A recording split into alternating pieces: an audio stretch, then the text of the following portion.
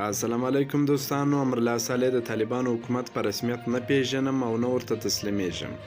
د ولسمشر محمد اشرف غني لومړی مرستیال امرالله صالح ویلي چې طالبانو حکومت په رسمیت نه پیژني او نه به ورته تسلیم سي. نوموړي دا خبرې په داسې حال کې کړې دي چې د ملا عبدالسلام زیب نن ورځ له رسنیو سره په خبرو کې ویلي دي چې دوی د پنجشیر ستونزه تر 80 سلنو پورې حل کړې ده.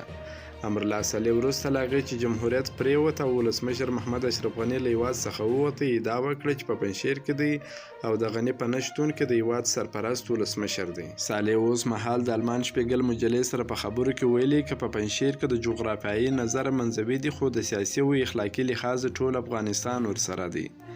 بل لوري ته طالب چارواکي وایي چې دوی د خبرو له لارې یا د ستونزه حلوي، خو صالح وایي چې د دوی پر هغه سیاسي روغې جوړې هیڅ باور نه لري. ښاغلي زیب دغه راز ټینګار کړی دی چې ملي اردو د هر هیواد لپاره اړینه ده او تمه ده چې طالبان به هم ډیر ژر د نظامي بنسټونو په ځانګړې توګه د ملي اردو پر بیا جوړولو کار پیل کړي.